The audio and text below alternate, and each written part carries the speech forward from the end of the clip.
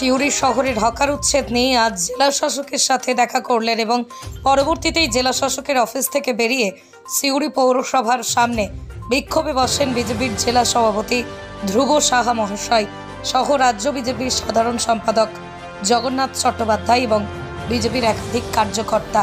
তাদের দাবি, হকারদের সুব্যবস্থা না করে উচ্ছেদ করা চলবে না।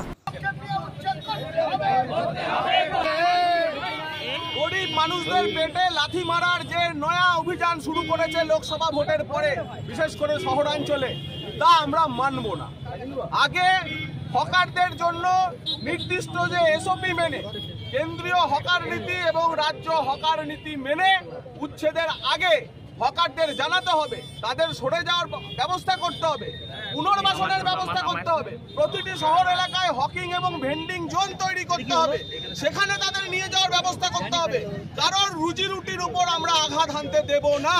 এবং যতক্ষণ না পর্যন্ত এ ব্যাপারে রাজ্য সরকারের আশ্বাসন আমরা পাচ্ছি, মমতা বন্দ্যোপাধ্যায় বারে বারে তিনি কোনো জায়গিয়ে নিয়ে রাখেননি পশ্চিমবঙ্গকে, এখন তিনি বৈঠকে বসেছেন আবার হুকুম চালানোর জন্য, যেখানে সেখানে গরিব মানুষের পেটে তিনি লাথি মারবেন বলে। তা আমরা চলতে দেব না। পুনর্বাসনের নির্দিষ্ট নীতি, হকিং ভেন্ডিং জোন প্রতিটি শহর এলাকায় এবং তার পরিপ্রেক্ষিতে হকারদের সুযোগ দেওয়া যে তারা যাতে সরে যেতে পারে, সেই ব্যবস্থা চালু না হলে প্রতিটি পুরসভার সামনে বিজেপি অবস্থান বিক্ষোভে বসবে।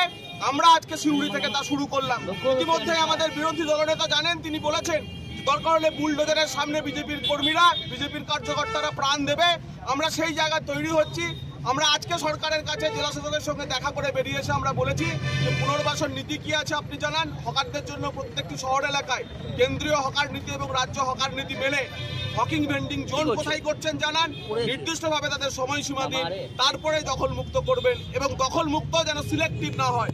দখল মুক্ত মানে এক শ্রেণীর মানুষকে দখল মুক্ত করা, আরেক শ্রেণীর মানুষকে সুযোগ করে দেওয়া, যে জায়গা ছেড়ে দেওয়া হলো সেই জায়গায় নতুন করে তারা যাতে এসে বসতে পারে, এই ব্যবস্থাও আমরা কায়েম হতে দেবো না। কোন শ্রেণীর মানুষকে করছে এটা? এরা যখন তো বলছি যে এই পুরো ব্যবস্থা ইনফরমাল হলেও শাসক দলের চক্রের দ্বারা ফরমালি এই ব্যবস্থা চলছে। পয়সার বিনিময়ে এদেরকে বসানো হয়েছে, প্রতিদিনে হপ্তা আদায় করা হয়।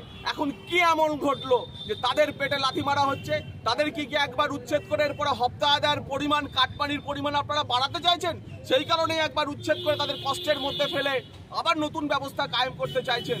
তা হবে না। যদি সরাতেই হয় তা পুনর্বাসন আগে দিতে হবে, তারপরে হকার উচ্ছেদ করতে হবে, ক্ষতিপূরণ দিতে হবে। তাছাড়া কোনো হকারকে আমরা সরাতে দেব না। বলছি কোন শ্রেণীর